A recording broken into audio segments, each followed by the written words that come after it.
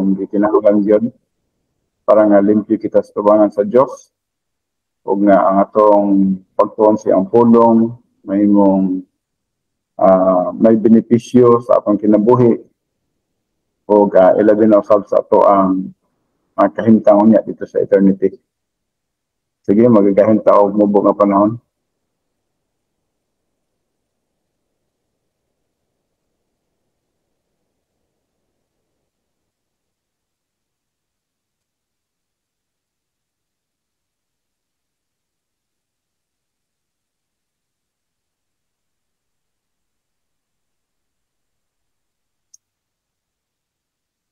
Amahan mo nga Diyos, salamat na usab ning panahon nga gihatangan ni kanamo.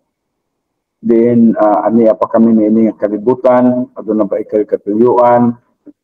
Nga din kami makabuhat pa, makatrabaho pa sa mga buluhaton alang kanimo. Ubani kami nining 2 ka oras nga pagtuon sa mga pulong. Salamat sa imong makanakan, nga din positibo. Tagay sa bundugan kaalam imong alagad, akong itugyan kining tanan nga kanimo. Salamat Father God nga mahimaya ikaw sa tagsa ng kinabuhi karon. Kining tanan akong ginatugyan, ginapasalamatan ng madawat. Pinagi lamang sa pangalan ni Kristo Jesus. Amen.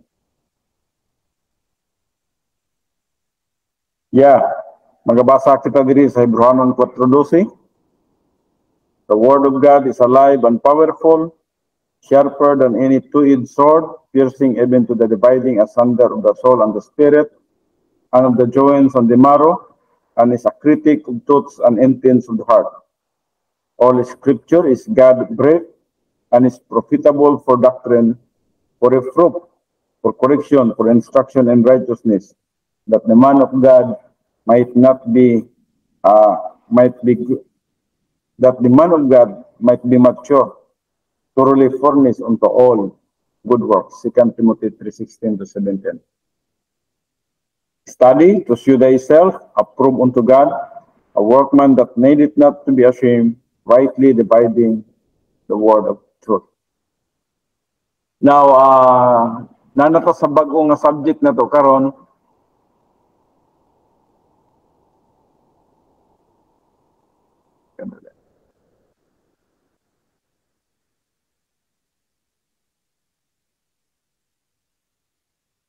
So, diri na to sa faith race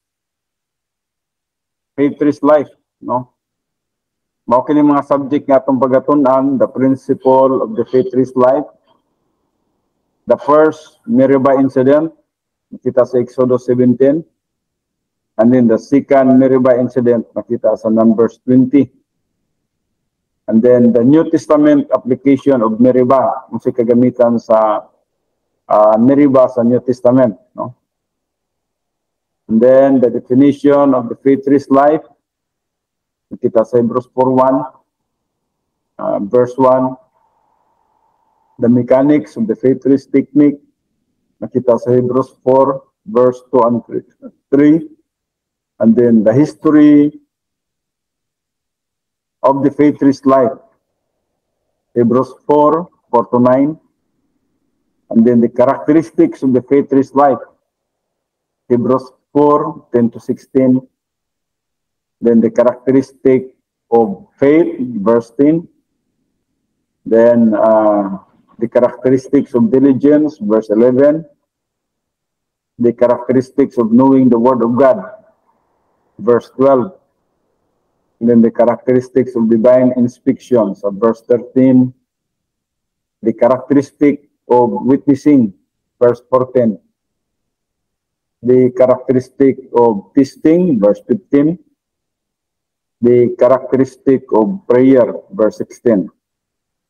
And then the dynamics of waiting sa Isaiah 40:31. Verse 13 usab. So, and then atong itikap usab ang appendix o mga scripture index nga diin naghisgot usab sa mga Bible promises. So mo kini mga subject nga atong pagatunan na usab. Bago lang kita nauman atong milabay nga Sabado sa The Prodigal Son. o busa diri na sa kita sa the faith race life.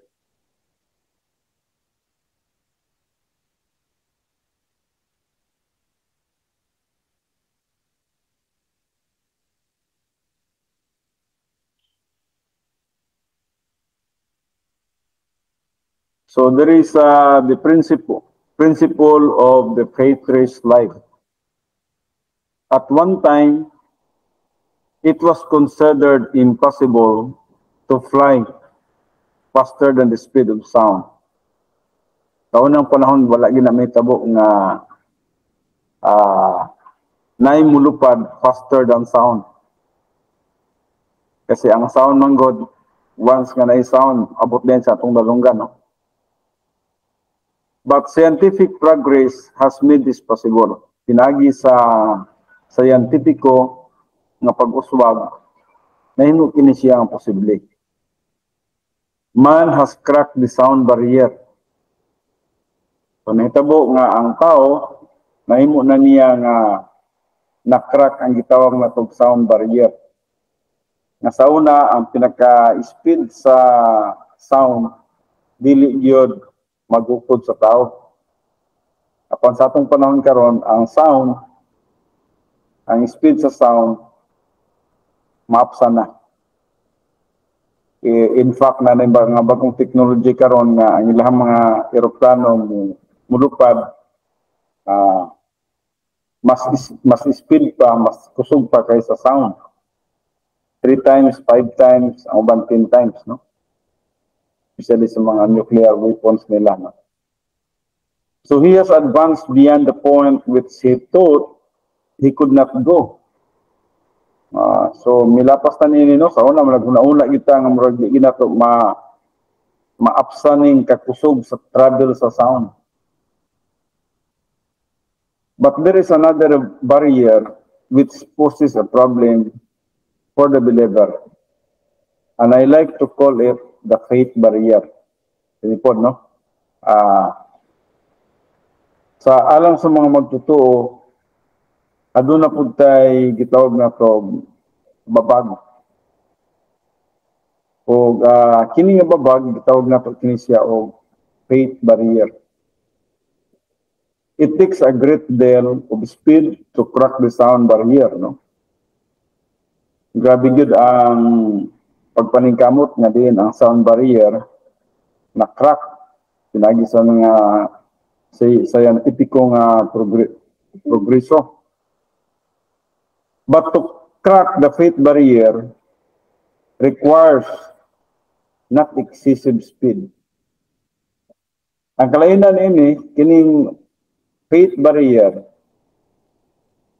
nag-require siya not excessive speed, but simply standing still. Wala ni siya.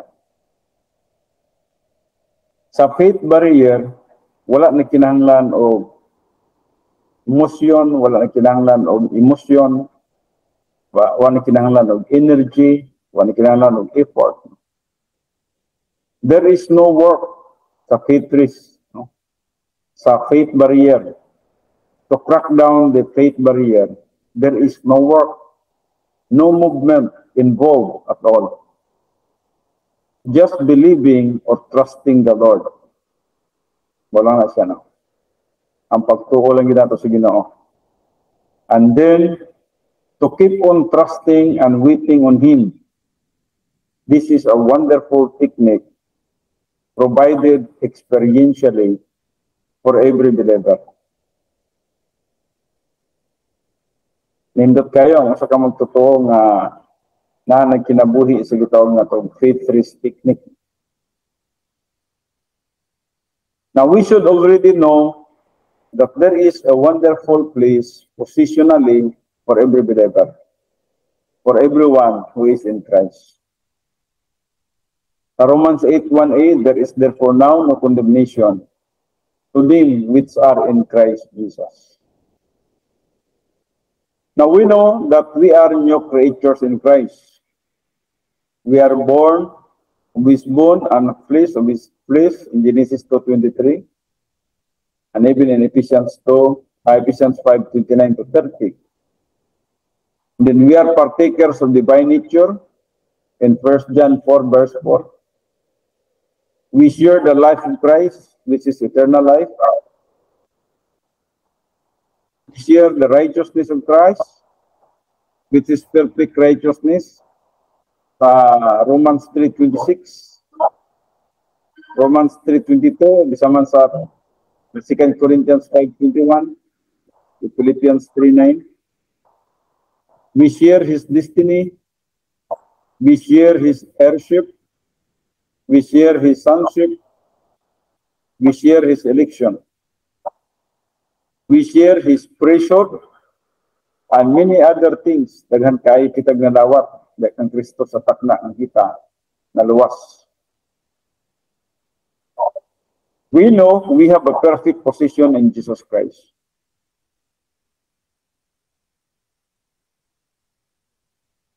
But I wonder if we realize all that God has provided for us experientially. We are so busy seeking happiness. Magini ang tao, no?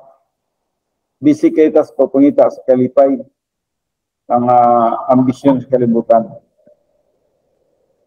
We are so busy hustling around trying to find something that will bring satisfaction, that we ignore one of the great things in the Word of God, a place of perfect peace.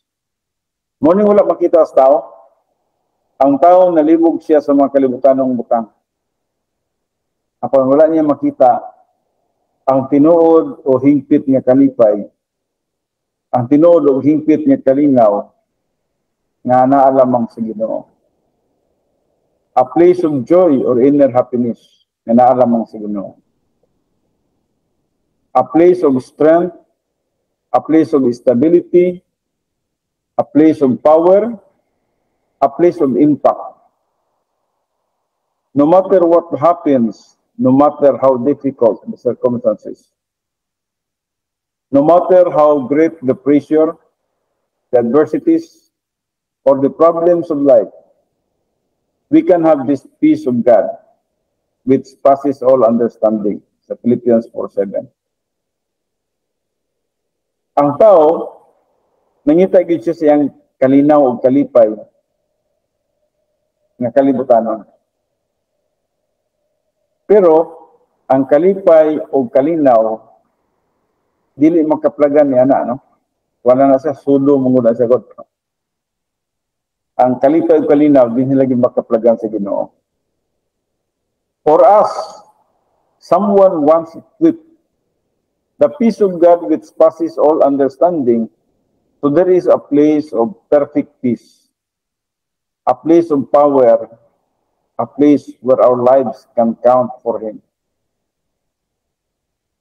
Sometimes the scripture refers to it as the Sabbath. From Biblia sa uban nga mga panahon, gina-refers kini siya sa Biblia nga Sabbath. The word Sabbath means rest or peace. Now, wala kini nag-isgot sa seventh day, no? Not a seventh day, not a sabbatical year. Kundi ang isgutan ini is a moment by moment Sabbath. Kining sa matag minuto sa atong kinabuhi nga aduna tay kalinaw, aduna tay kalipay, aduna tay pailog, aduna tay spirituality, kini moment by moment. Spirituality mong gud nagisgutan din, no? Moment by moment Sabbath, nakapahulay ta. Natay kalinaw, natay kahadlok, no? A victories in the midst of the great adversities of life. Morning kinabuhi sa usa ka magtuo nga dapat mangkon. Nga aduna siya'y pagtuo nga may kapahulayan. Bisan man sa iyang giatubang nga nagkalain-lain nga mga pagsulay. It makes possible perfect inner peace in the presence of outer tribulation. It is described for us in the four passages which we will examine in this study.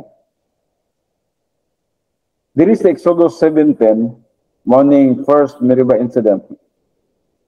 O bisa man sa Numbers 20, the second Meribah incident. O kining Hebrews 3 and 4. Nga naghisgot mahitungod sa application sa churches sa Meribah. So the first three passages will describe the principles of faith trees, while Hebrews 4 will analyze the mechanics. Now, hindi kita karon sa the first Meribah incident. The first Meribah incident sa Exodus 17. Na unsa man ning Meribah? No? Sa kini siya ka Hebrew word nga sa atong pinulungan naghisgot ni tungod sa pagbagulbol, no? Complaint. Nagkinabuhi diha sa pagbagulbol kanunay, pag-complain. O hinungdo man nato nga dili kabubuton sa Dios nga nata niini nga kahimtang. Once nga nagsige tag bagulbol, wala giayo ang atong kinabuhi. Once nga nagsige tag kasuko, kalagot, kapungot, pagdumot, wala giayo ang atong kinabuhi. Ug mo kining nahitabo sa mga Israelites, kadiyang nagpadulong sila sa land of promise. Tungod silang pagkabagot-butan, wala gid sila nakaabot sa land of promise, except Joshua ang Caleb. So there is Exodus 17. We come to a crisis in the history of the children of Israel. Muna history ni siya sa children of Israel. They had been delivered from the slavery of Egypt through the shed blood of the Passover lamb, which foreshadows the substitutionary spiritual death of Christ on the cross. Muna na kalingkawa sila gikan sa pagkaulipon sa Egypto.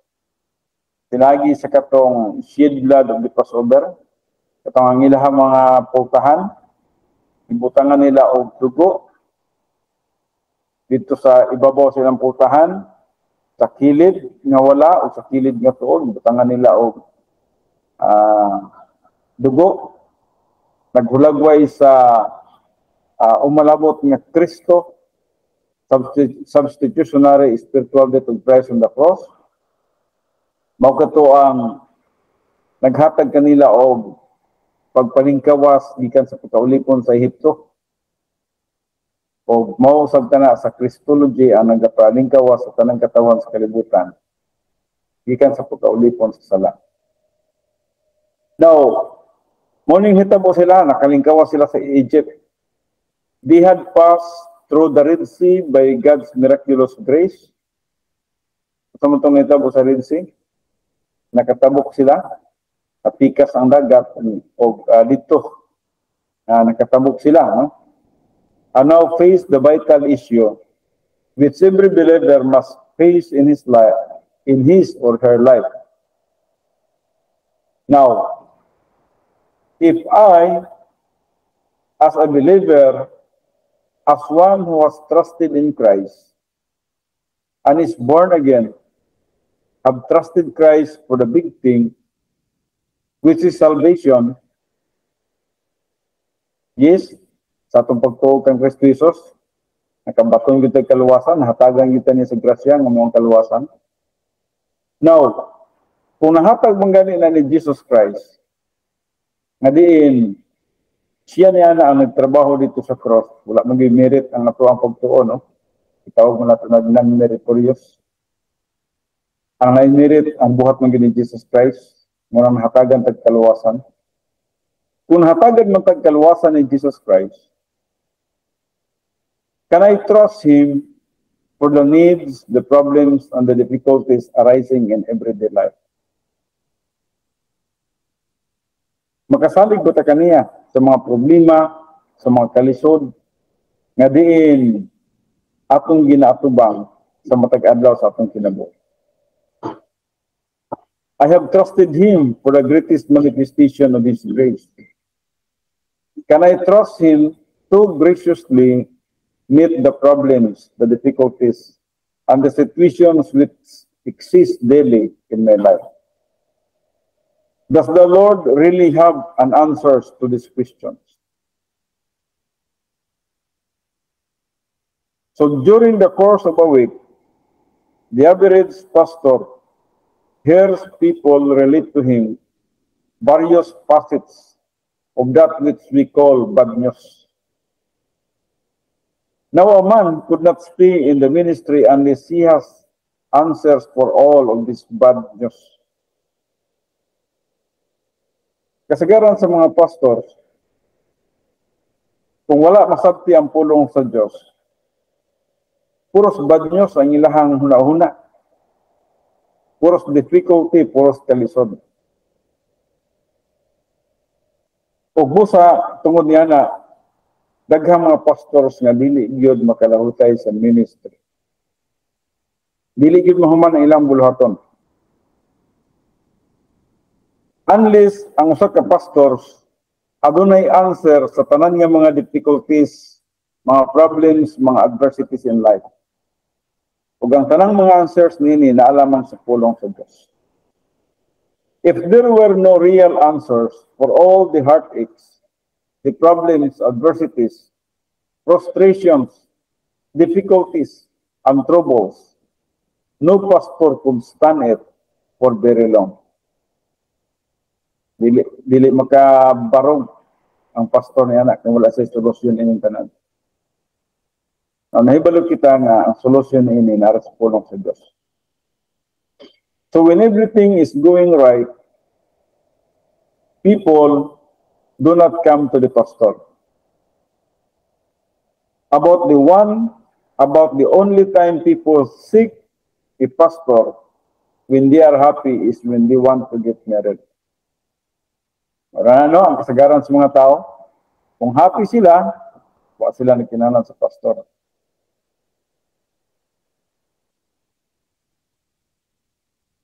Katulang panahon nga nagkapangita sila sa pastor, sadyang sila gusto nga magminyo. Malipayo yun sila tungkol kay gusto sila magminyo. Gana, ngita sila pastor. Ipasal nila.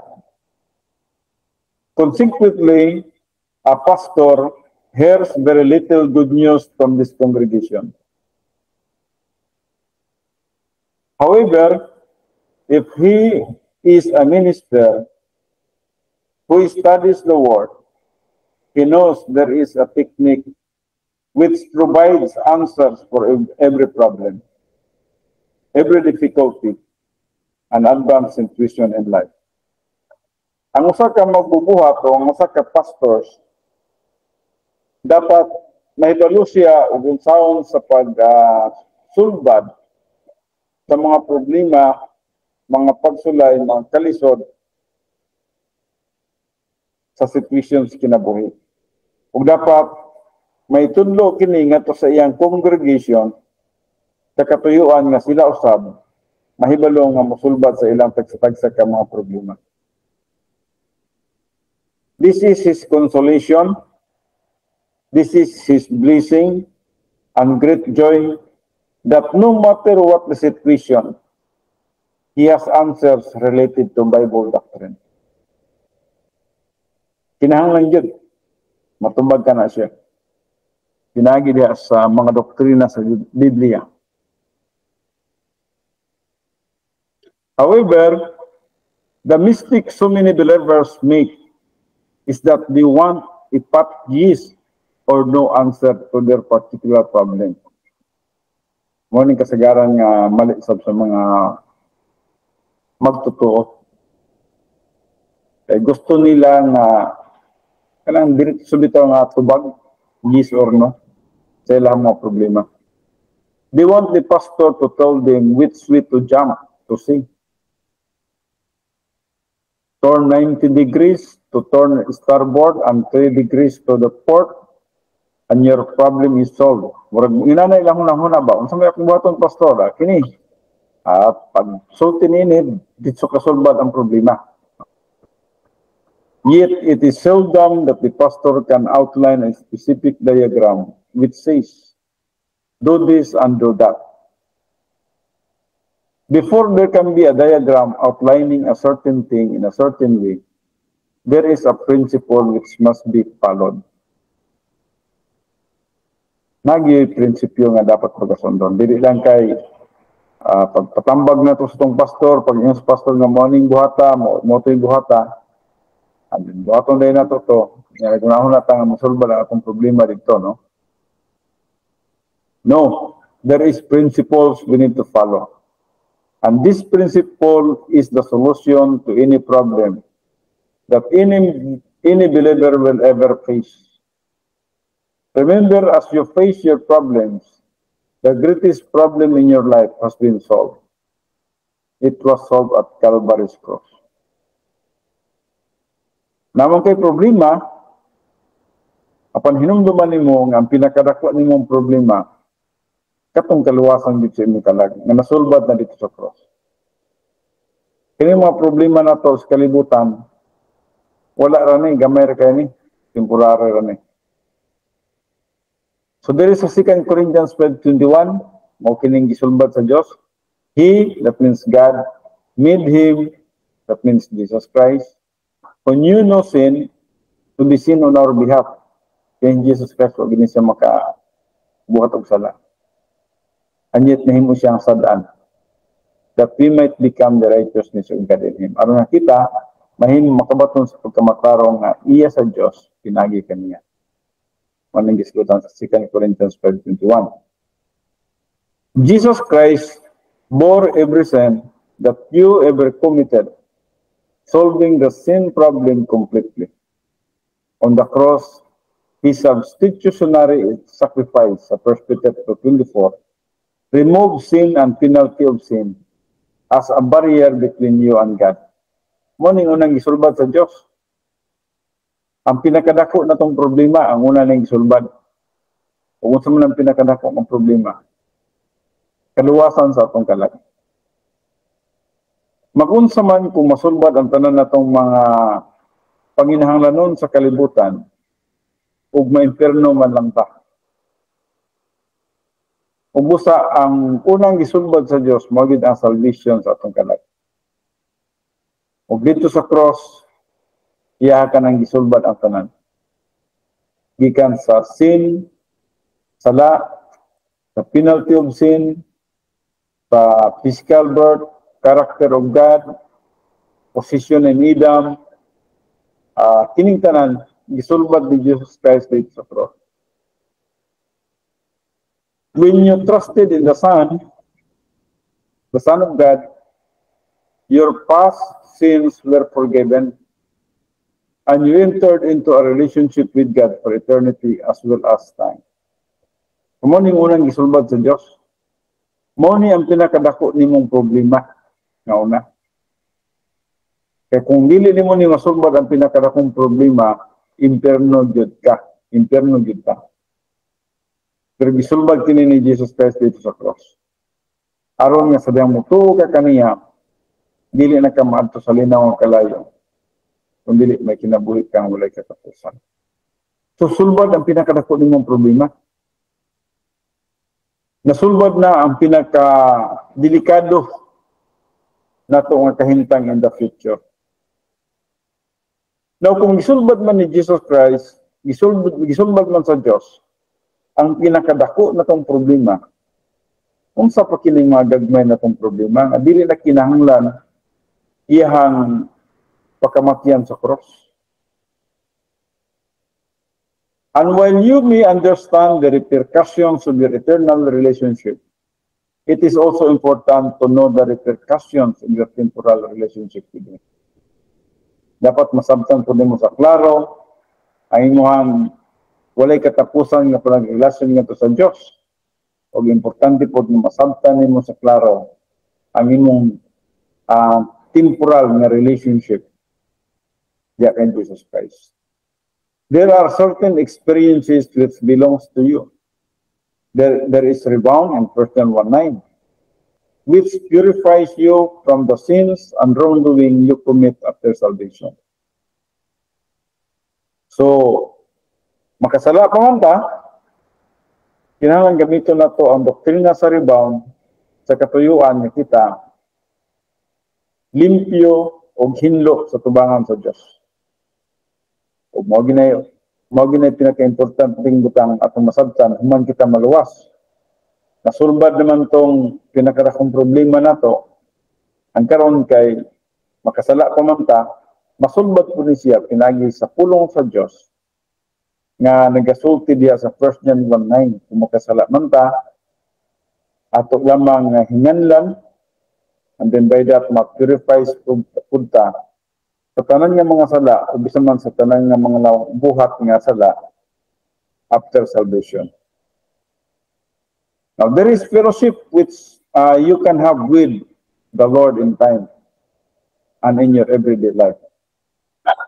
So, muna na kanindot, nagkinabuhi ka, nga doon na kayo pagpukig fellowship ka uban sa Diyos. Kaya limpyo man ka. Dili man ka pwede nga adunay fellowship with God sa danay sala. There is a way in which you can honor Him and represent Him. There is a way in which your life can count for Him. It makes no difference who you are or what you are. No matter how discouraged you may be, as long as you are still alive, God has a purpose for your life.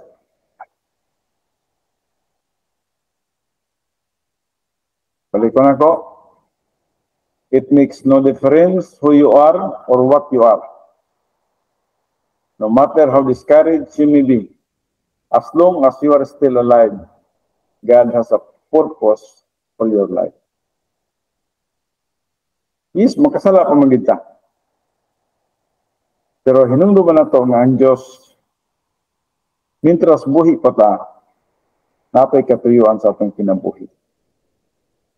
God has a reason for your continuance on the face of this earth. He wants you to glorify Him. And He wants you to fulfill your responsibility as an ambassador for Christ. Sa 2 Corinthians 5:20. So, mapa na ang kabubuton sa Diyos nga mahimaya ang Diyos sa atong kinabuhi. O mahimaya lamang ang Diyos sa atong kinabuhi, sabihan kita nagkinabuhi nga balaan.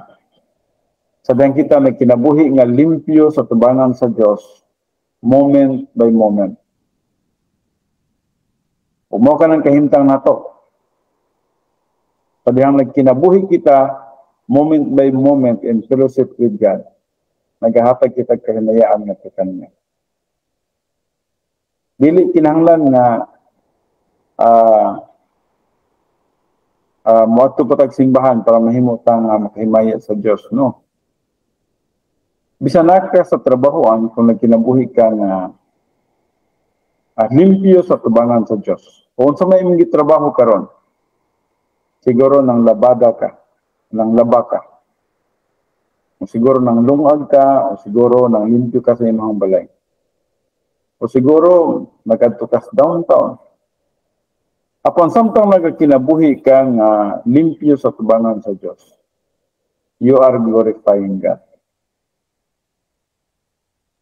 And by that, atong nakita, ang imong kinabuhi, nahimutan sa Dios. And probably, mahimong ambassador ni Kristo nga sa mga tao.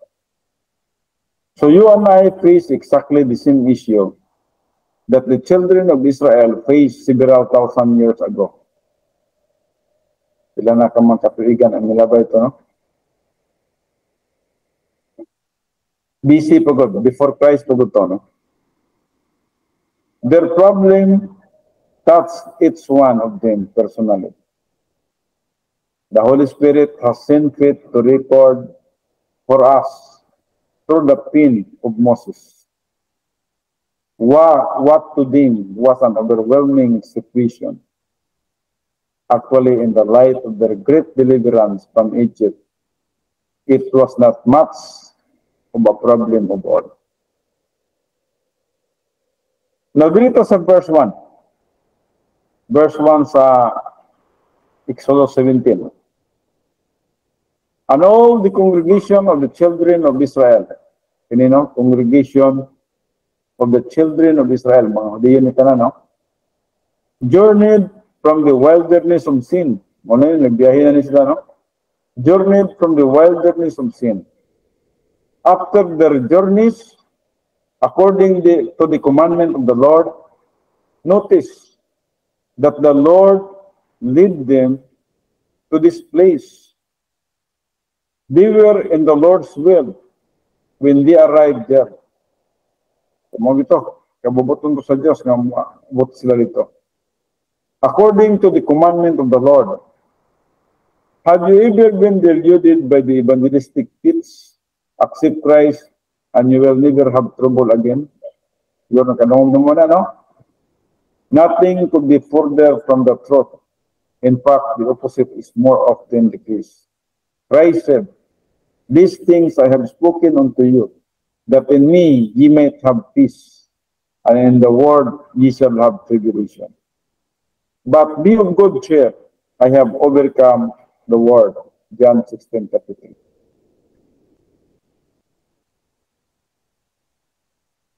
When you accept Christ,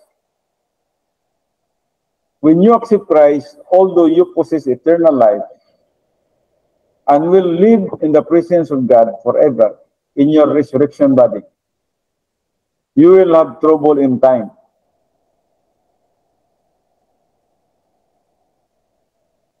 So wala nang pasabot no nga kay gidawat na nato si Jesus Christ nga wala na yung mga pagsulay sa atong kinabuhi na. Nainggap na. But nagadepende kung spiritual ta o carnal ta. But you will also have the means of stabilizing and meeting every problem and every difficulty with tranquility. Ang nakanindot lang kanahimutang Kristohanon, bisan man o ganun na kita yung mga pagsulay, mga adversities, mga problema. Kung nakakaton kita sa pulong sa Diyos, mahibalo kita nga magkinabuhi nga malinaw, magpabilin nga anas kalinaw. You have not lived as a Christian until you have been in a place where you are helpless, where the brook is dried up, 1 Kings 17:7. Where there is no human solution, where there is nothing that you can do or say, where you are so numb from the shock of pressure that you cannot even pray.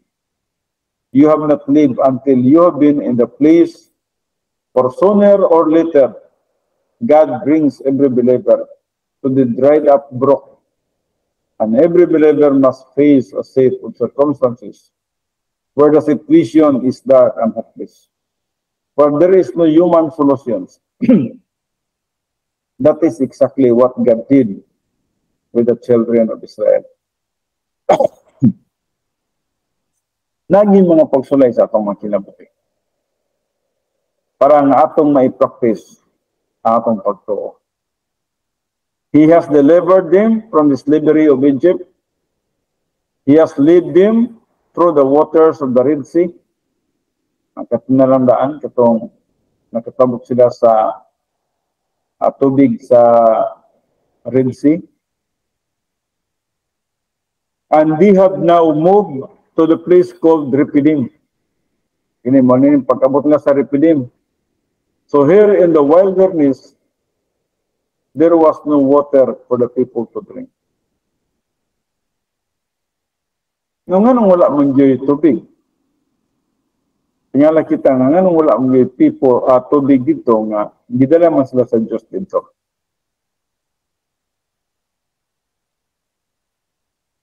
Kana may usa ka dako nga gitawag na to testing silang pagtuo.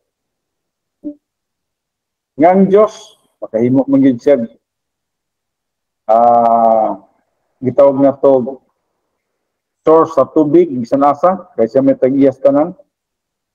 Pero ganun pag-abot nila dito sa Rephidim, in the wilderness, wala may tubig for the people to drink.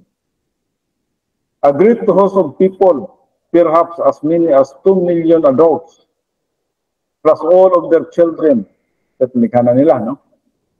And there is not one drop of water. So sila sa dapit nga walay tubig. Uhaw kayo sila, no? The Hebrew word wilderness or desert is midbar. Ito sa midbar sa Hebrew. Or wasteland. Wasteland. Dry sand. To lead by God to a dry desert place. Gidala dito sa desert place. Sa mga purpose nga, anong dito mga sila gidala sa desert place. They face a serious water problem. Atubang sila o serious kayong problema sa tubig. Quickly, they begin to suffer. So, dali lang kayo, nagsugod na sila pag-antos. God permitted this for one purpose. Ang wala nila masabti kini. God permitted this for one purpose. Ano na yung purpose ng Ginoo sa atong mga kinabuhi? God said to that generation, as He is saying to us as believers today, will you trust me? Maragyanana ba, no? Nakay problema? No, nakay problema. Naipurpose ang Ginoo. Saligan ba ko niyo o maningkamot kasi mong kaugaling nung kaalam o pusog? Will you trust me? Yes, kung aduna may mga pagsulay, hinumdumi nga ang Diyos na ipurpose niya na. Musalig ba ta kaniya o dili ba?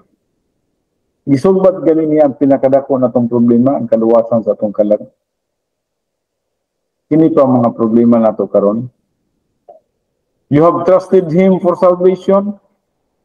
You have believed in Jesus Christ and have received Him as your Lord and Savior. He that spared not His own Son, but delivered Him up for us all. How shall He not with Him also freely give us all things? Sa Romans 8:32. Kung wala man gani niya gikadalo ang iyang bugtong anak, nagihatag niya dito sa cross. Gihukman niya dito sa cross, substitutionary spiritual death cross. Para lamang sa atong kaluwasan.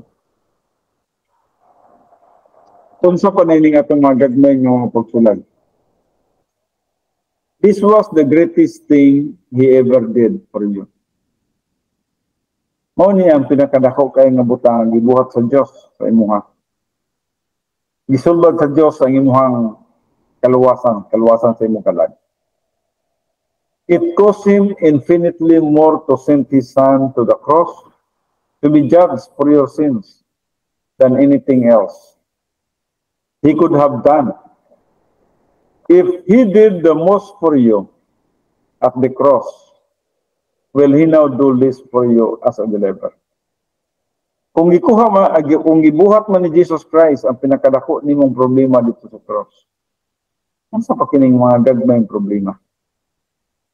If He did the most for you when you were His enemy, and we were all His enemies when Christ died for us, Romans 5:10.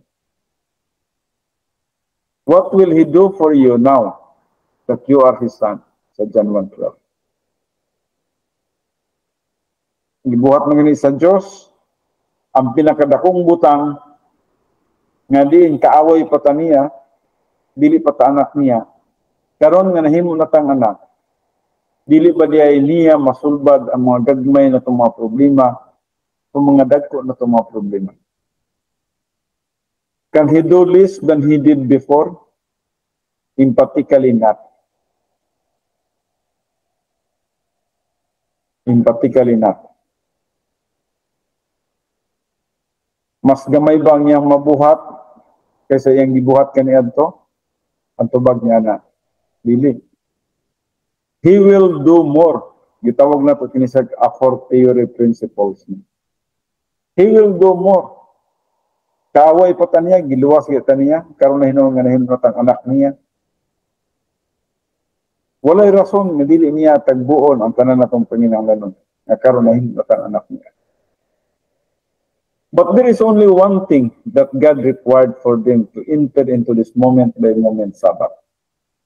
Usa ka butang lang gyud ang kinahanglan sa Dios. Alang kanila nga makasulod sila niining matag takna, matag minuto, matag segundo nga gitawag na to og pahulay, rest. Now, hinumduman to nga moment-by-moment Sabbath does not mean seventh day, no? Or sabbatical year. Ang moment-by-moment Sabbath, naghisgot sa matag karon og unya nimo nga pagkinabuhi nang ana kay kapahulayan sa Ginoo. The place of perfect peace and stability, no? Faith, mo ni pagtuo.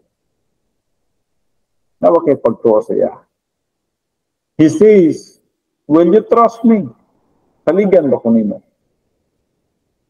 For this very purpose, He has given us promises in writing, promises we can take by faith, and use the believer, and use and believe, promises which will stabilize each of us. Saligan ba nato siya? Kinaaman gid siya. Gibuhat niya gani niya itong dakong butang dito sa cross para nga mamaluwas imong kalag. Unsa pa karon nga ikaw anak mo sa Dios.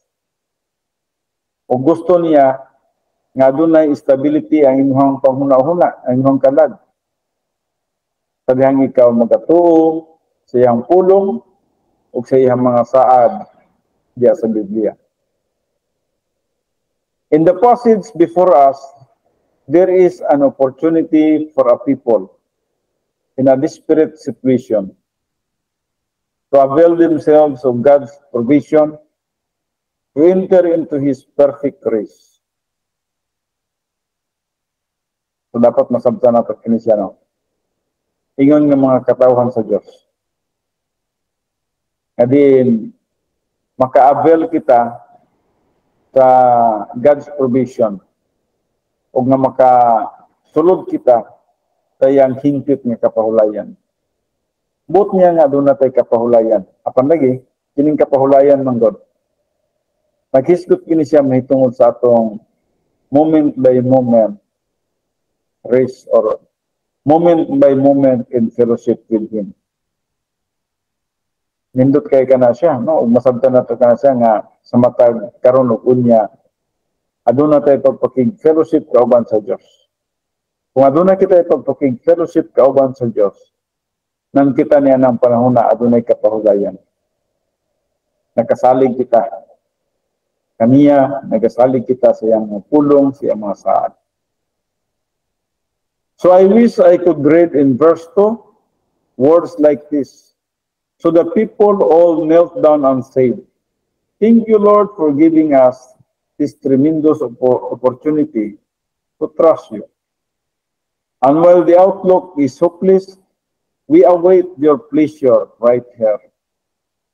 We trust you for water, and we are simply waiting now to see your work."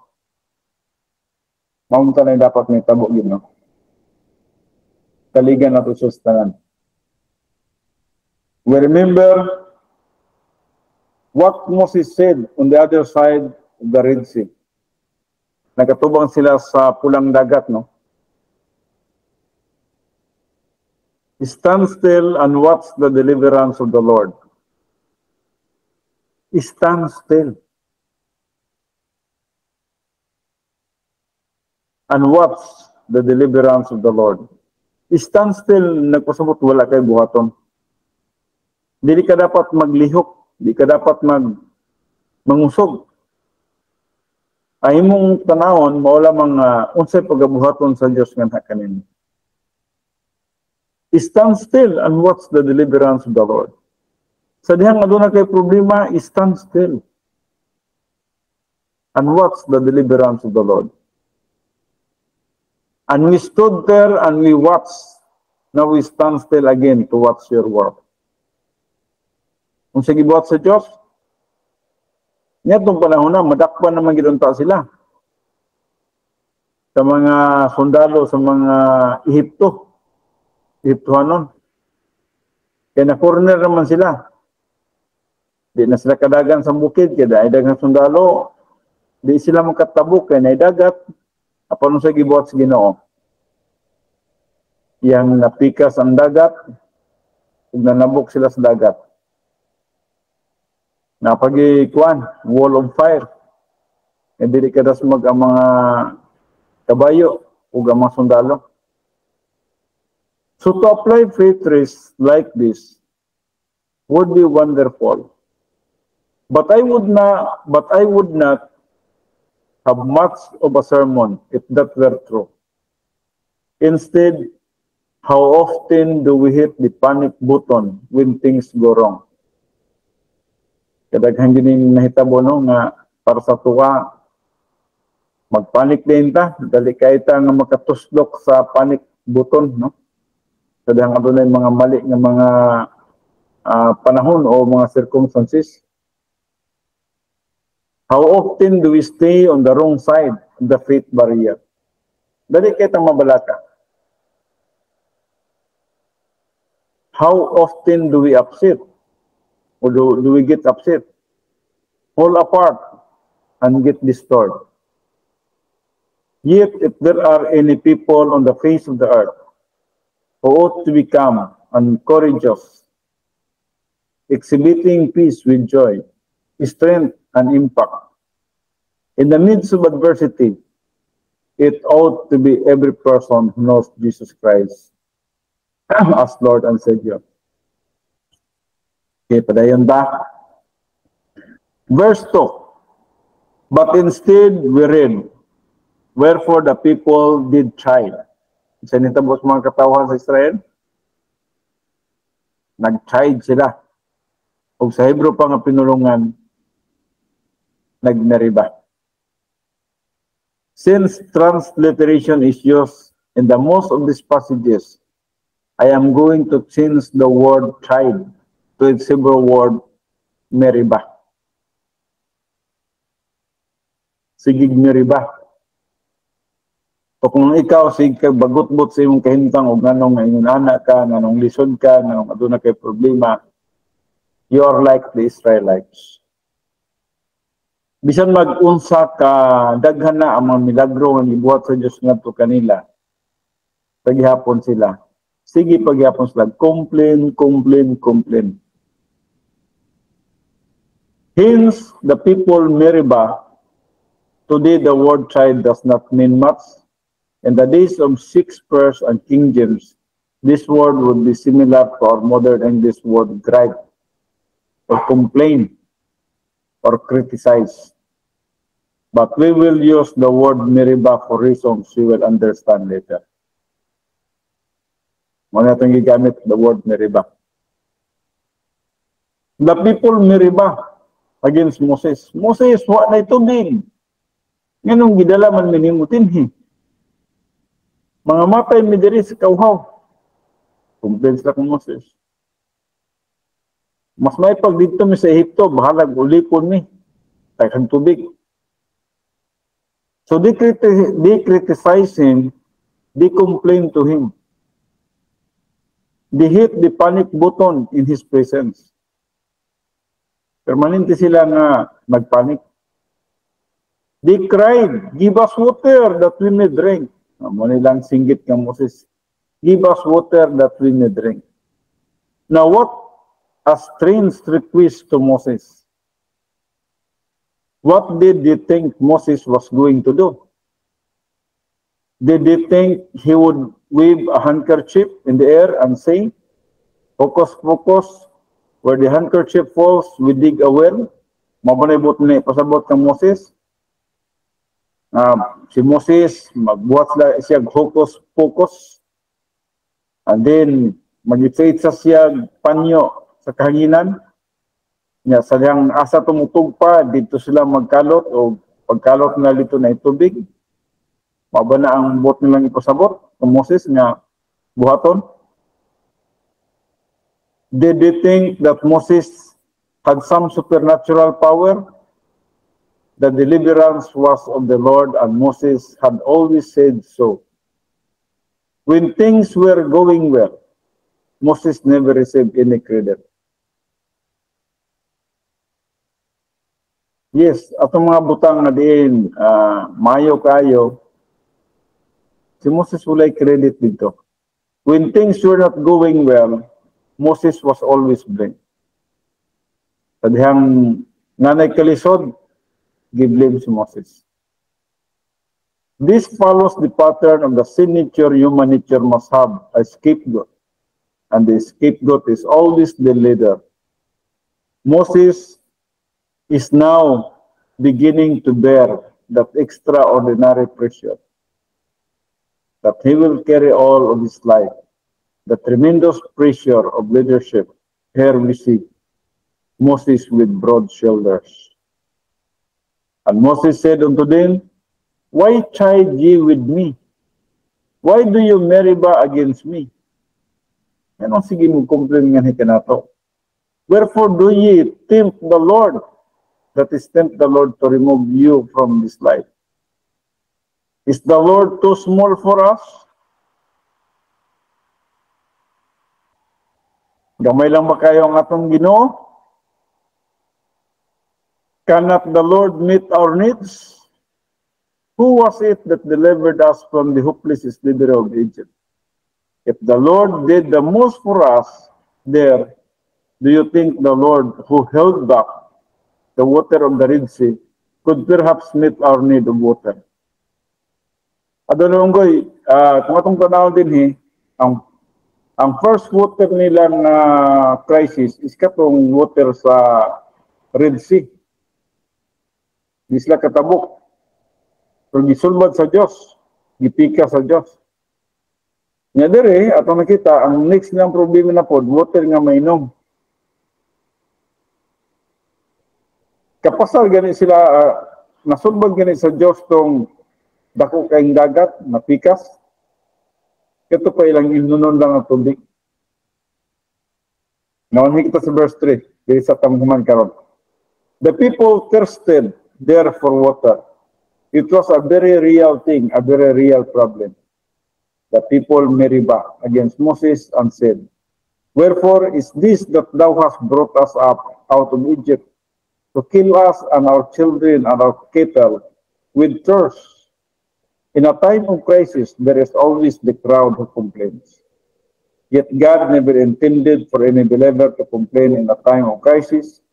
God intended for every believer to trust Him, to mix the promises of God with faith, to crack the faith barrier when we complain and when we criticize in a time of crisis and pressure. We are demonstrating once again our unbelief, our failure to trust Him. So everything that follows in this passage is strictly a matter of grace. Some believers never see the provision of the grace of God, even though they have appropriated it through faith alone in Christ alone, in salvation. It is astounding that God always gives us what we do not deserve, what we cannot earn. God is going to give water to these people, though they have done nothing to deserve or merit it. They have done everything to not deserve it. While everyone is giving Moses, as we might say, static, what did this servant of the Lord go? So diri na kita karon sa verse 4 o verse 5, no? Napagyapunta sa first Meribah incident, no? Sa verse 4 and 5, kadali.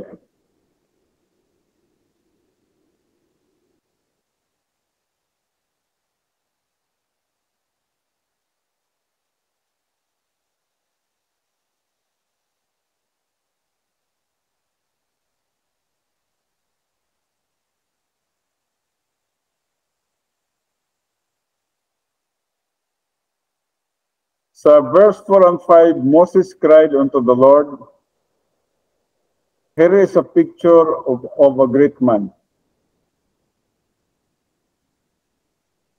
Now, nga naman nga, makita nato diri nga si Moses, usagid siya ka bantugan nga tao. Moses did not enter into rebuttal. Moses did not enter into argumentation. Moses did not even try to justify himself. He cried to the Lord for help, saying, "What shall I do unto these people? They be almost ready to stone me." Nangasuko na mo kay itong mga tao kay giuhaw na kay sila ba? O silang tanan, halos-halos na sila tanan, nagbitbit og bato para batoon gas Moses. And the Lord said unto Moses, "Go on before the people." This is a most interesting answer. The people are ready to stone Moses, yet the Lord says, "Get out in front of them, where you will make a good target." Now Moses must obey the Lord and go before these people who have their hands filled with rocks. But how is he going to do it? Is he going out there in the courage of his own strength? No, he is going to walk out there like David before the giant. Moses believed the Lord in the crisis. And that is why Moses was the leader. Tawag na sa leader yun siya. The others could criticize, complain, and shout their imprecations, but they did not have the quiet, stable, strong, steady quality as did Moses. He could trust the Lord moment by moment. Bisa manining dako kayong pagsulay ni Moses, ngang iyang gibit-bit nga more or less 2 millions nga mga katawhan na nangasuko na sa iya. Kita no, usaduha lang magyaw-yaw sa tuwa, murag lisod na kayo, no? Kang Moses, plating lighana. Yet Moses learned how to trust the Lord. Moses believed it when he said, "The Lord will fight for you." One is Exodus 14:14. Sa Exodus 14:13, stand still and watch the deliverance of the Lord. And then verse 14, the Lord will fight for you. Giklaim ni Moses. Or as David expressed it, the battle is the Lord in 1 Samuel 17:47. Kung pagpakig-away ni David kay Goliath. Thus Moses obeyed his commanding officer and went before the angry mob. Then the Lord added, "And take with thee the elders of Israel." In other words, Moses, since there are others who will share the leadership responsibilities and who need to learn to trust me, get them out there so dito can be a target for the rocks of the people. And thy rod wherewith thou smotest the river, take in thine hand and go. This is a special rod. Kini special rod ni. This is a rod of judgment. Verse 6. Now follows a promise from the Lord. Behold, I will stand before thee there upon the rock. This Hebrew word for rock refers to a sharp-jagged rock. Here we see typology as well as a record of historical truth. Here is a picture of Christ, the rock, being smitten for us on the cross. So, Jesus Christ, nag-illustrate to sa kay Jesus Christ na siya ang rock. Na dito sa cross, atong nakita, nagmadaugon siya. For just as Moses would take the rod in his hand and would strike the jagged rock, to God the Father smote God the Son on the cross for you and me. So, nag-illustrate to sa gibuhat ni Jesus Christ sa cross. Nga diin, ang God the Father, nag-judge siya kan Jesus Christ dito sa cross sa tanan natong nga sala. As a result, from the death of Christ flows the water of salvation. Amo ni, no? Dako ni siya kalambigitan sa kining water of salvation dito sa gitawag nato Red Sea nga water nga nasulbad o bisa man dito sa water sa Rephidim o wilderness. Nay water nga gi-prepare ang Ginoo. Katong ilang gihuna-huna nga water nga giuhaw kay sila. Ang Dios na gi-prepare nga water nga dili na sila pag-auhawan. Nag-istop ni tungod sa kaluwasan. And it talks about the work of the Lord Jesus Christ on the cross. Behold, I will stand before thee, there upon the rock in Horeb, and thou shalt smite the rock, and there shall come water out of it, that the people may drink. Now, notice the obedience of faith. Moses did exactly as the Lord instructed him. Moses did so in the sight of the elders of Israel, and he called the name of the place Massa and Meribah. Will you please remember the Meribah? If I should say to you, Texans, remember the Alamo, you would know exactly what I mean. Now I say to you as a believer in the Lord Jesus Christ, remember the Meribah. The word Meribah means complaint. Remember the warning of unbelief, of failure to crack the faith barrier. Meribah, nagpasabot nga, wala na to na-crack ang faith barrier. Mag-Meribah ganita, nagpasabot wala gitay pagtuo. Mag-complain ganita, magkasuko ganita, nagpasabot nga wala gitay pagtuo. Nawan hita karon sa disikan Meribah incident sa Numbers 20 na ta, no? Kumana ta sa Exodus, no? Numbers 20. The second Meribah incident. After 40 years of wandering, so dugay-dugay na gid, no? After 40 years of wandering, ano yung hitabo sa kinabuhi? Nag-ikot-ikot sila sa Kadesh Barnea. After the generation of the Exodus had died off, a new generation of the children of Israel came back to the same place where their fathers had been tested with no water. Would they remember the Meribah? Ilang mga ginikanan na nangahurot og kamatay, no? Tungod kay wala gid sila magtubo diya sa pagtuo sa Ginoo, wa sila kabot sa promised land.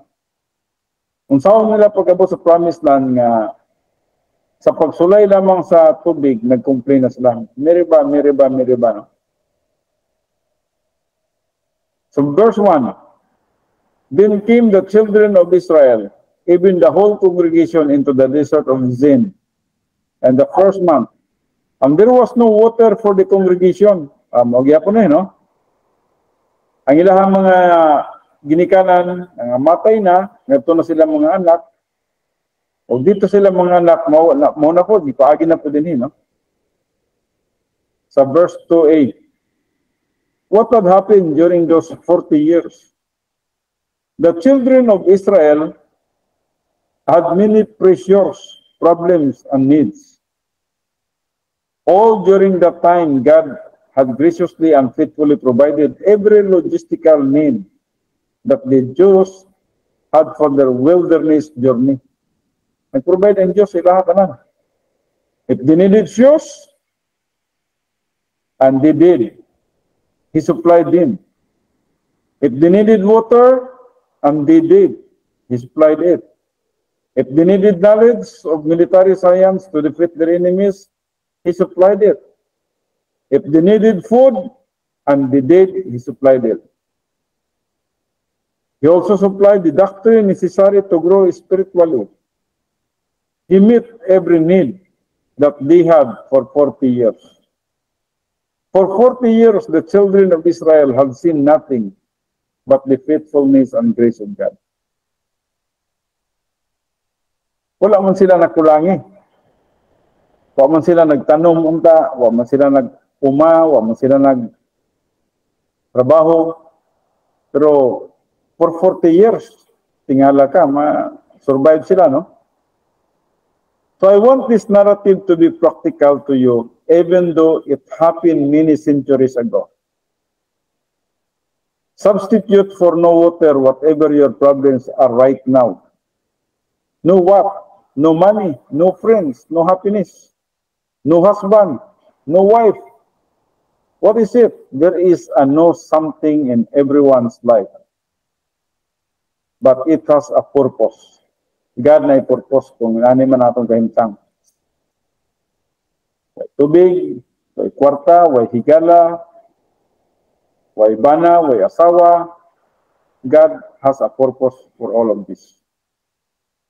God has a reason for it. And He says to you, through that, know something you think you lack. Will you trust me? I have given you something that I did not give that generation in the wilderness. I have given you over 7,000 promises for time and in writing.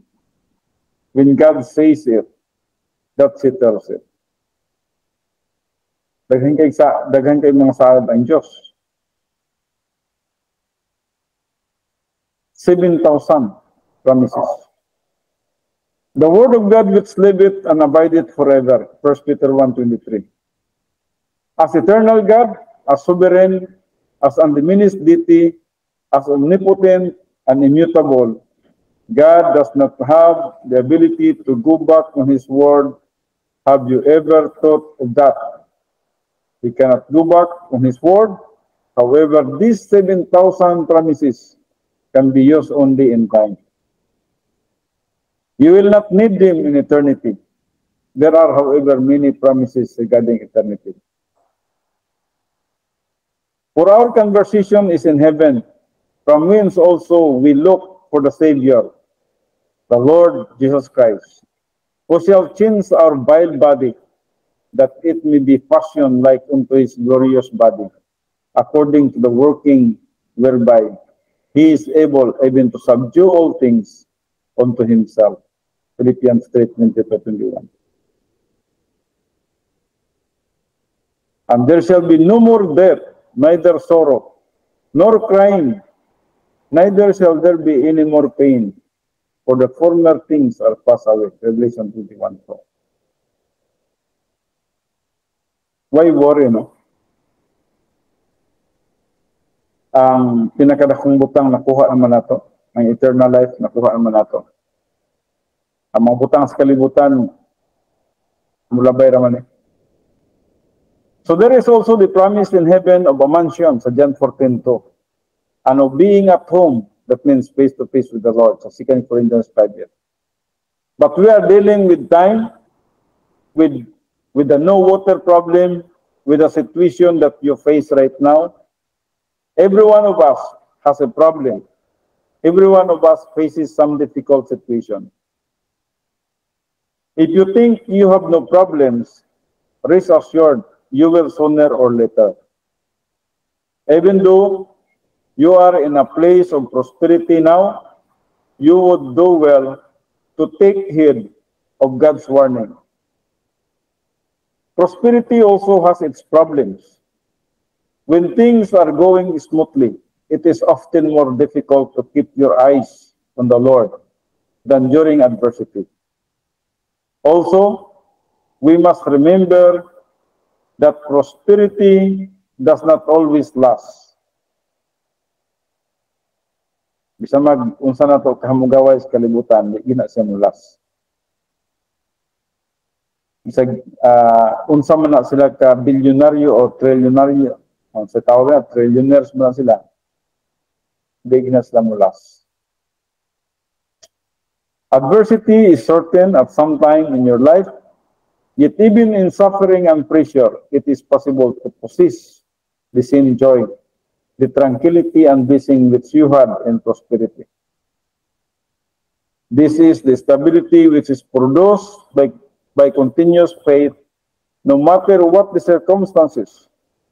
Faith must be tested through pressure, so that we will mature and so that we will learn to lean on Him. Lagi ni mga precious kinabuhi, lagi ni mga pagsulay. Dili nato dapat likayan o ikahadlok kini siya. No? Apanindot kayo kung makalabang kita nini mga pagsulay. You and I have in writing all that we need to pass the test.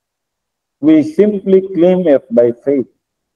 The children of Israel had the chance to crack the faith barrier, to pass the test of faith in Numbers 20. At the same location where the first generation fell. Kung walang mga ginikanan nila, bagsak man. Next generation na sab, no? Verse 2 and 3, there was no water for the congregation, and they gathered themselves together against Moses and against Aaron. So, paano po sila, no? Opposed po sila sa delegated authority, Moses and Aaron. And the people chewed, meriba na po, meriba with Moses, and speak saying, would God that we had died when our brethren died before the Lord. This is a familiar complaint. I have heard it so many times and in so many ways.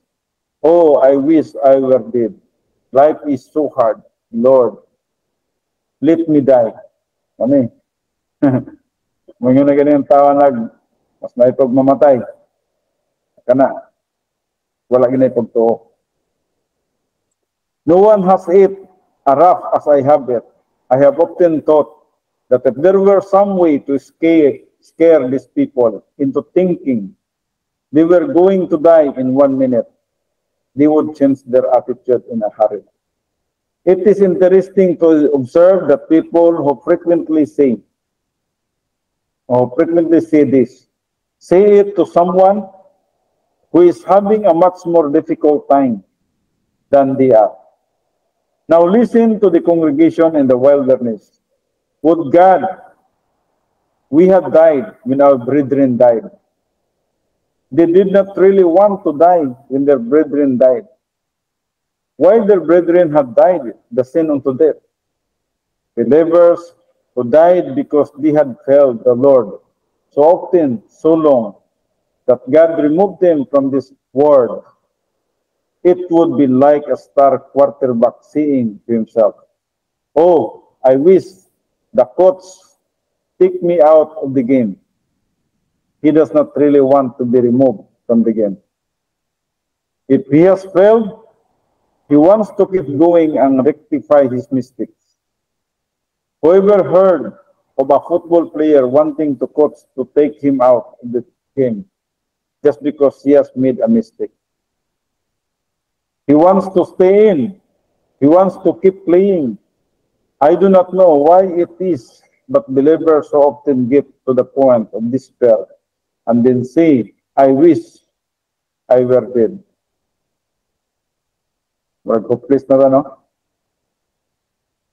Sa verse 4 and 5, these people had fallen into the same pattern, and so they said, why have ye brought up the congregation of the Lord into this desert place, that we and our cattle should die there? And wherefore have ye made us to come up out of Egypt, to bring us into the evil place? Now they are saying that Moses made them leave Egypt.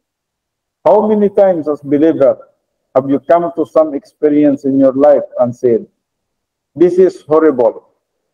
I never had anything like this as an unbeliever. Before I was a Christian, everything went smoothly.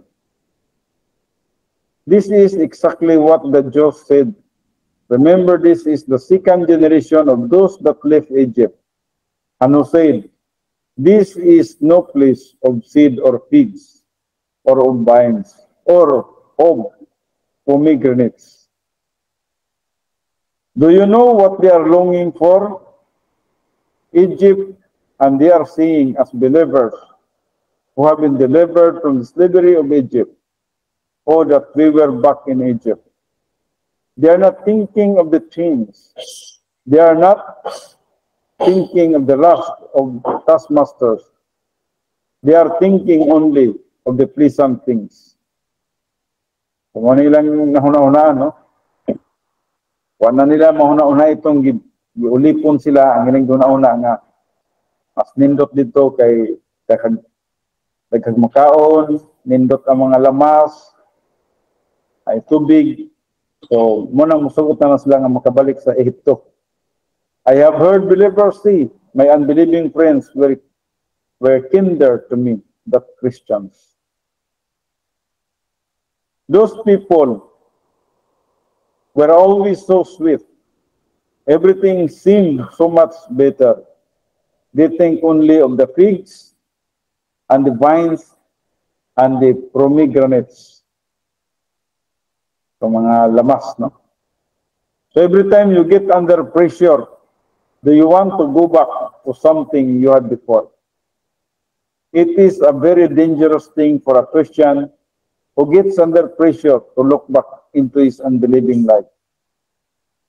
Back into the so-called pleasures, the word from which he has been delivered. There are many believers who not only look back, but they are willing to turn back for something they desire. Kumanin hitabo sa mga Israelites, no? Gusto silang balik sa Egypt. They are willing not to be identified with believers anymore, but they can never change their identification with Christ. Here was a generation who, instead of trusting the Lord, fell into the same pattern as their fathers. They longed to return to Egypt. This was a psychological sublimation. They wanted to substitute Egypt for the place of testing. It is human nature to want to get away from an unpleasant situation. Wag niya itong kinabuhi, no? Gusto niya ito katong nindot ni kahintang. Dili niya ito gustong dili mayong kahintang. Dili niya ito gusto ang mga pagsulay. These Israelites now think of Egypt as being a pleasant, happy place. Oh, to go back to Egypt. Oh, the fun we could have in Egypt. There is plenty of water there. Why there is the Nile River just full of water? In reality, they failed at this because they did not do the first thing that all of us should do in our no water situation. Gusto mo na to, comfort, pleasures, no? Tumuni lang na hunaan, balik sila ng Egypt kahit kating kukuha sa Egypt. And everything, give thanks, for this is the will of God in Christ Jesus concerning you. Mao gini ang dapat na to nga mabutang sa atong kinabuhi. Pasalamat gid sa isang butang. Bisan man sa mga pagsulay. Bisan man sa mga kalisod, mga problema, no? Mga difficulties. So let me ask you a frank question. Have you thanked the Lord for that no water problem you have in your life?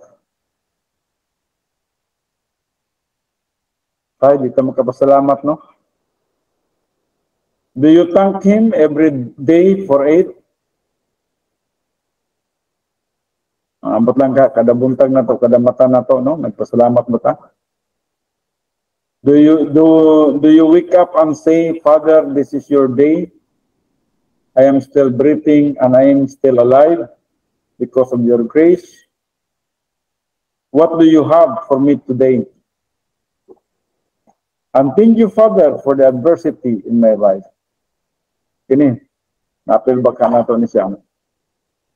Nagpasalamat ba ka sa atong Diyos nga mahan? Bisan man sa mga problema sa atong kinabuhi. Then are you aware that all things work together for good to them that love God? Sa Romans 8:28. May purpose ang Ginoo. Ang purpose ng Ginoo na walay water dito sa wilderness para nga ang mga anak sa Diyos, mga Israelites, mutuon kasiham salig niya. Do you recognize that you cannot grow into the spiritually mature believer God wants you to be, and that you cannot count for Him until your faith is tested?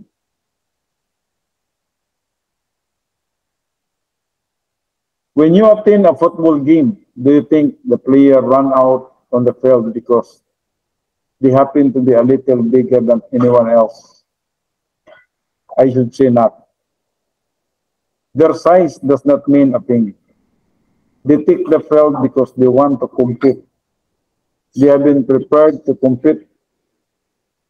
There are hours and hours of push-ups, ducks, waddles, running, stopping, starting, falling, hitting, charging, and all the rest of it. This is the training and testing period. Kinahanglan gyud training. They start in the heat of August, and they almost die the first few days. They limp over to the sideline, no seated and air, but then they go back on the practice field. They run weighted down with heavy padding and heavy uniforms. Mano ilang imtang, no? Practice gid sila. Mag-antos gid sila silang practice. Napa sila bukat kay nga mga uniforms. It is agonizing training.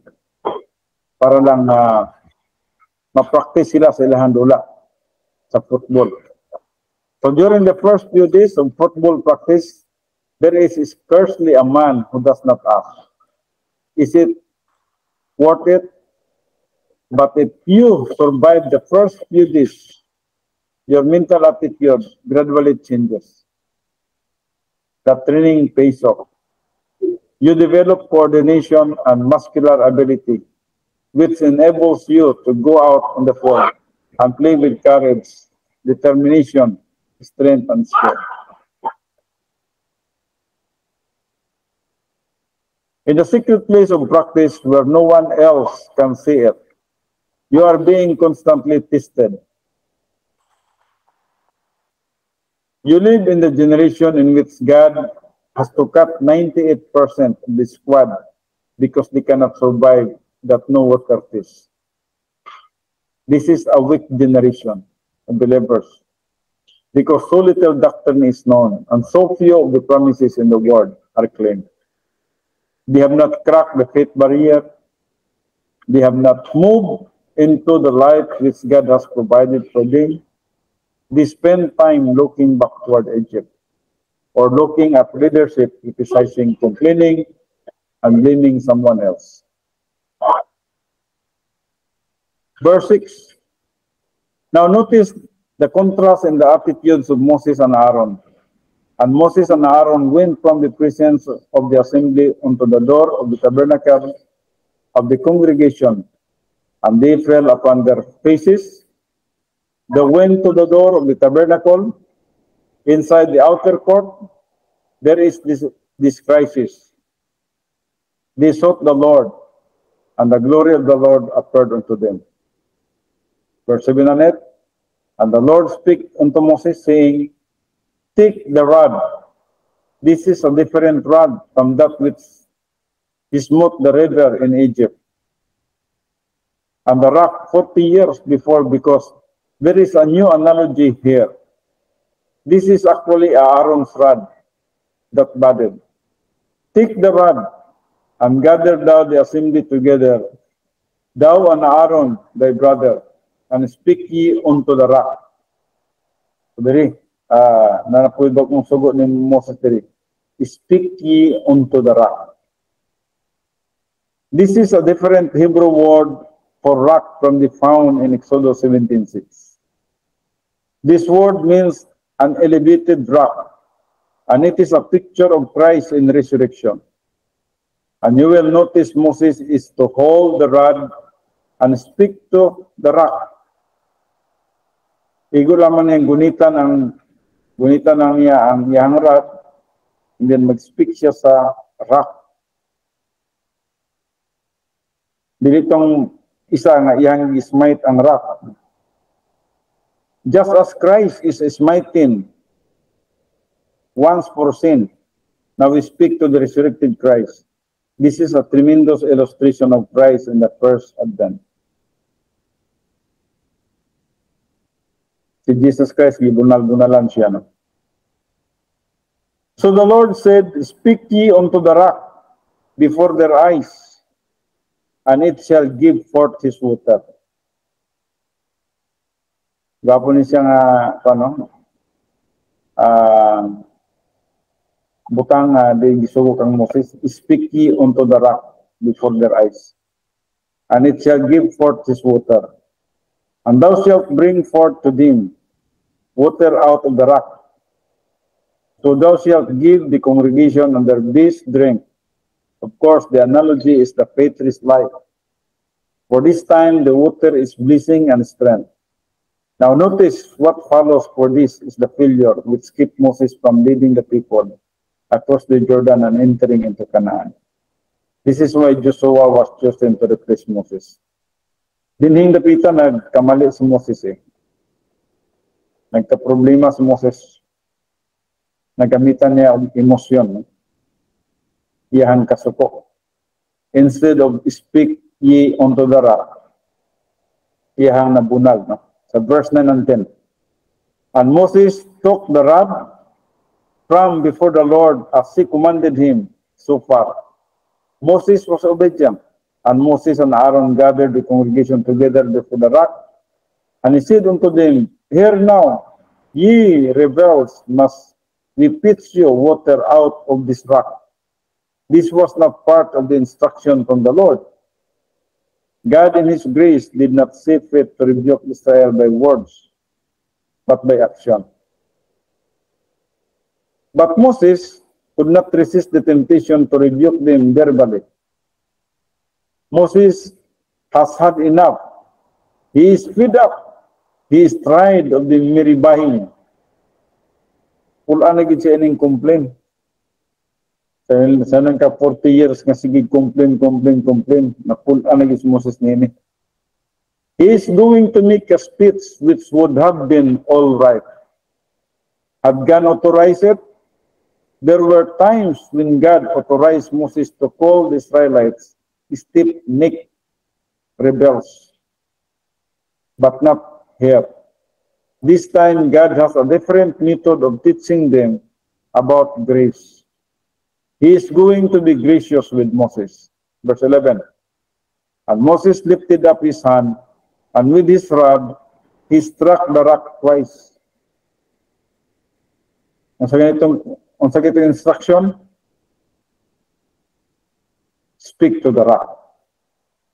But diri ako nakita, he struck the rock twice, contrary to the divine instruction. In the face of such disobedience, it is natural to think God will never bring water. Sunta nini, no? Kaya wala man mutuman si Moses sa instruction sa Ginoo, dapat wala untay tubig na mugawas. So, sa nitabo, Moses and Aaron cannot fetch water out of the rock, but God is gracious, and despite Moses' disobedience, out comes the water, and the illustration of grace is preserved. Tungod sa kadako sa grasya sa Diyos, bisan wala nagtuman si Moses sa instruction sa Diyos, paghihapon, ning bugwak gihapon ang mga tubig. Nakainom gihapon ang mga bagulbulan, no? Nakainom gihapon to mga katawhan nga kulang sa pagtuo. Now Christ was smitten for us once for the water of salvation. Now we speak in prayer to the resurrected rock for the water of blessing. And notice the adverb. Ay adverb there. Water came out abundantly. So ang verb there is kining out, no? Came out, no? Then abundantly. The word abundantly morning gitawag na to adverb, no? And the congregation drank, and their beasts also. Inom silang tanan, no? Apil na ilang mga kayupan. Verse 12. Then the Lord took Moses aside and punished him. May punishment kang Moses. But he did it privately. Ang gibuhat sa Diyos, wala na disiplina sa Moses in front sa mga katawhan. Hindi, private, no? Sila lang, no? You see, Moses was in the place of leadership, and it was to To the Lord he must answer, not the congregation. And the Lord spake unto Moses and Aaron, because ye believe me not. Kung saan butang nga ye believe me not. No? Kini sila ni Moses, matinuohon kayo ni sila sa Ginoo. But during this time, ang instruction sa Ginoo, wala nila gituuhan. Because ye believe me not, though Moses and Aaron were saved, they failed to enter into faith rest at this moment. They failed to crack the faith barrier. Bagsak na sila ni Moses o Aaron doon, no? Wala sila nakapahulay, no? Dapat sa mga pagsulay sa atong kinabuhi unta, relax lang ta. Dapat unta sa pagsulay sa kinabuhi ni Moses o Aaron, meaning mga tao na grabe ka bagulbulan, dapat relax lang kita. People testing, no? Sayon kaya natin pagsulti ninyo, pero listen kayo sa pag-apply. So they failed to crack the faith barrier. Bagsak din sila. Because ye believe me not to sanctify me, set me apart in the eyes of the children of Israel. Therefore ye shall not bring this congregation into the land which I have given them. Verse 13. Those were the waters of Meribah. Remember the Meribah, remember the warning of unbelief and failure to crack the faith barrier. Sa kalabang. Nawirita karon sa the New Testament application of Meribah. Ang sa application niya sa New Testament. Sa Hebrews 3, 7 to 14, o sa Hebrews 4, maatin nato din na. Sa Hebrews 3, 7 to 11 is a quotation of Psalms 95, 8 to 11. Harden not your heart, as in the provocation. So Psalms 95, 8. Sa mga provocation na rin. Provocation is an old English word meaning the same as child. Mauling gikan sa Exodus 17, ito sa Numbers 20, no? Mauling word, chod, Numbers 23, child. Translated from the Hebrew word Meribah. Meribah, complain, complain, complain. The Hebrew word says literally, harden not your heart, as in the Meribah, as in the day of testing in the wilderness. Grabe gid, no? Complain, complain, complain. Sa atong kinabuhi karon, matagkaron og unya. Naputay mga Meribah. Complain po ta, complain. Kasuko, kasuko. Hatred. Look at Hebrews 3:7. Dili no water. Yes. May water dire. Dili ni sa wilderness. Look at Hebrews 3:7.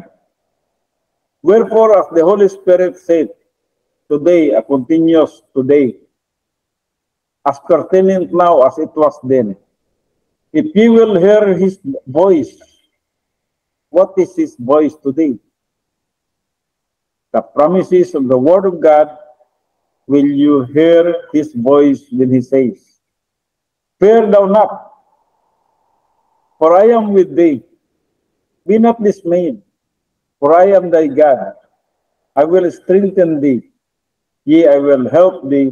Yea, I will uphold thee with the right hand of my righteousness. Isaiah 41:10. Ayaw ka mo pagkahadlok.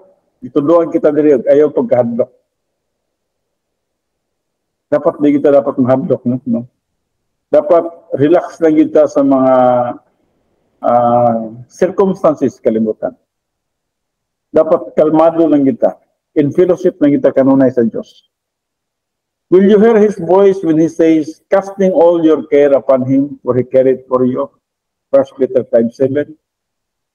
Will you hear his voice when he says, cast thy burden upon the Lord, and he shall sustain thee. He shall never suffer the righteous to be moved. Psalms 55:22. Will you hear his voice when he says, trust in the Lord with all thine heart, and lean not unto thine own understanding. In all thy ways acknowledge him, and he shall direct thy paths. Proverbs 3:5-6. Will you hear his voice when he says, delight thyself also in the Lord, and he shall give thee the desires of thine heart. Commit thy way unto the Lord. Trust also in him, and he shall bring it to pass. Psalms 37:45. Mga promises, no? Masaad sa Diyos. So when we are going to learn to crack the faith barrier, sadyang magsalig lang ito sa Diyos. Gamhanan din siya. To move into this place of the moment-by-moment Sabbath, dapat moment by moment na kita'y kapahulayan. Mao gini ang kabubuton sa Diyos sa atong kinabuhi. Moment by moment, relax mental attitude. In fellowship with God, filled with the Holy Spirit. Into this place of faith race. Kasi kung wala tayo faith race, wala kita we are not in fellowship with God. Verse 7 and 8. If you will hear his voice, that means the promises of the word of God, harden not through habitual unbelief and refusal to trust your hearts, that is your mind, the volitional part of the frontal lobe, which exercises faith or unbelief, as in the provocation, that means meriba, complain.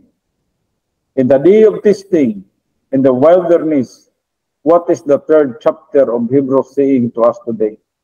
In the past, God had a moment-by-moment Sabbath for his people. Magini, no? In the past, God had a moment-by-moment Sabbath for his people. For example, Romans 4:20-21. He, Abraham, staggered not at the promise of God through unbelief, but was strong in faith, giving glory to God, and being fully persuaded that what he had promised, he was able also to perform it. Grabe ang pagtuon ni Abraham. Hanggang na crack niya ang faith barrier. God gave his people promises. He demonstrated his faithfulness, and then he put them in the place of testing and said, will you trust me or will you not? And they did not. Now God says to you today, are you going to fall into the pattern of failure, or are you going to trust me? Asamanta, dito ba ta sa failure, o musalig ba ta kaniya? Kung asa mo ka nga dapit karon, pareha man ta na sa kalibutan, na yung mga pagsulay sa bisan asang dapit, bisan asang nga suok, isang asang nga nasod, na kay mga pagsulay diha, na po mga pagsulay diri. You have trusted me for the big thing, salvation. Yes, nagasalig ta kang Kristo Jesus sa dakong butang na mo ang kaluwasan, kaplag tag kaluwasan. Will you trust me for the needs of your life? Makasalig ba ta kaniya sa panginahanglanon lang sa atong kinabuhi? Yang pinakadako gani ang kaluwasan sa atong kalag, ato na mga ganing angkot. Kini ba lang mga needs sa atong kinabuhi? That no water situation. Kung nahibalo biya ta sa atong panahon karon nga ang tubig mosulod lagi sa atong balay, no? So murag dili na kay problema ang water sa ato karon, no? That you face right now. Will you trust me for that? Will you hear his warning, harden not your heart, as in the day of Meribah, in the day of testing in the wilderness, when your fathers tested me, probed me, and saw my works for 40 years. He was faithful to them for 40 years. Verse 10. Wherefore I was grieved with that generation and said, they always err, go astray in their heart, and they have not known my ways. Notice, ignorance of his ways. Kasi ang tao mong God, usay ang atong mga paagi may atong saligan. Not only did they fail to trust him, to mix the promises of God with faith, but the Holy Spirit says, they do not even know about my moment-by-moment Sabbath.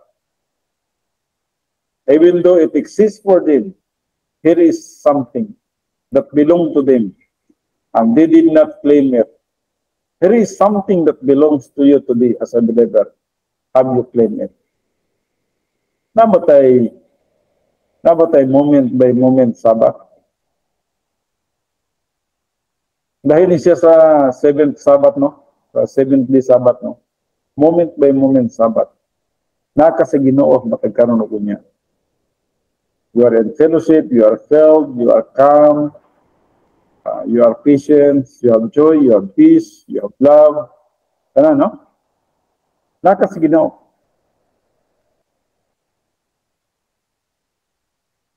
Verse 11, so I swear, that means the solemn divine oath, in my wrath, as an expression of divine discipline, they shall not enter into my rest. And as God's promise, most of that generation did not enter his rest. The only exception being is Caleb and Joshua. Wagit sila ng kasulod sa land of promise. Gawas lamang kang Caleb at kang Joshua. Patay gid sila tanan sa wilderness. Sa Kadesh Barnea pa lang, tuyok, nagtutikot na sila. For 40 years. Verse 12, take heed, brethren, that means believers today, lest there be in any of you an evil heart of unbelief. It is able to refuse to believe the promises of God. And departing from the living God, literally keep standing off from the living God. It is possible for people to possess eternal salvation, but to stand off from God in time.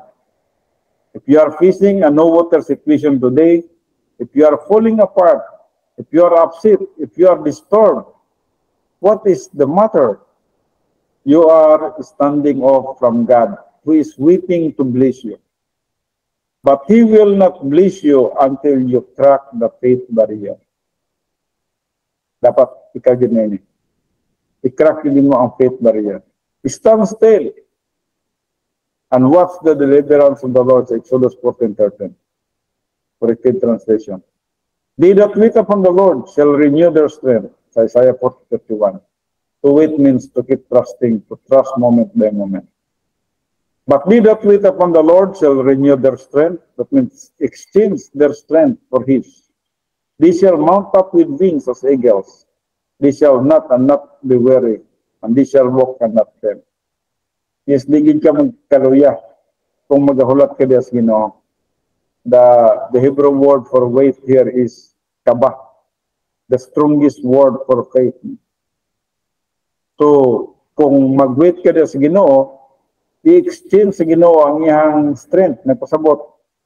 Instead of human strength, na kay divine strength. Nga makalahutay ka, bisan man sa mga pagsulay sa atong kinabuhi. So what is the strength of the Christian life? It is in standing still. Dili ta mag-make sa atong kagaling effort. No? Salig ta sa Diyos. To trust God or to faith rest means to stand still. It demands no work. No?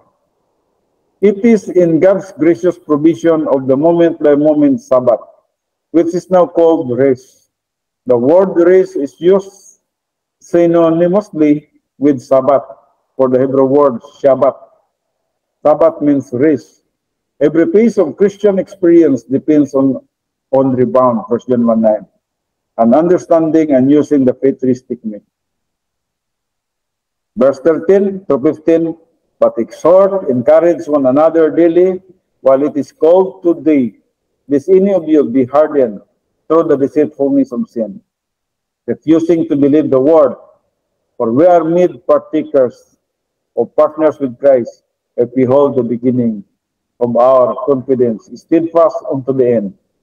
In other words, if we keep trusting Him, if we mix the promises of God with faith, to the end of our troubles or our no-water situation, while it is said today, if you will hear His voice, harden not your hearts, as in the Meribah. When we face a no-water situation, a hopeless situation of some kind of another, it seems to be the most difficult thing in the world. Those of you with a heavy heart may be thinking, I do not know if I can stand it much longer. I do not know if I can take it. But when God puts you in the furnace of fire, the furnace of suffering, He wants you to do only one thing. Trust Him. Believe His word. Mix the promises of God with faith. move into this place of perfect peace, perfect grace, and perfect confidence. That is what Peter meant when he said that the trial, that means the testing of your faith, being much more precious than of gold that perisheth. Kuya, sa statement ni Peter. Ang trial daw sa ato ang pagtuo, the trial or the testing of our faith, much more precious than of gold. Mas bililhon pa sa mga bulawan. Kung someday mahitabo sa mga testing, sa mga trial sa atong kinabuhi. Every testing nga moabot sa atong kinabuhi, nga makalabang ka, kung sa tawag na, magmadaugon ka, na kay sabat, moment by moment sabat. It is precious than gold. Why? Tungod kay kana nga pagsulay nga miabot sa imong kinabuhi, nagmadaugon ka, naa ka na siya equivalent ni ganti in eternity. Sumala ko sa James 1:12. Ulahan ang makaatubang sa nagkanalain ng mga pagsulay. Kay ila ang corona sa kinabuhi, the crown of life. So, being much more precious than of gold that perisheth, though it be tried with fire. Isa man tulad, ginatry kita sa fire, crisis, might be found unto the praise and honor and glory of the appearing Jesus Christ. 1 Peter 1:7. Well, ang atong oras insakto na yun, mag-aampo sa ta.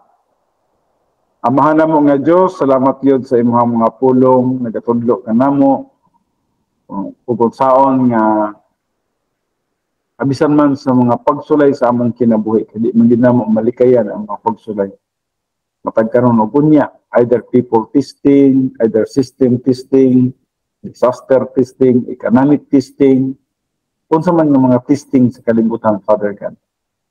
Na din dapat relax lang kami, dapat among isandig ang tanan nga nakarin. Dapat ma-crack na mo ang barrier pinagi sa among pagtuo, Father God.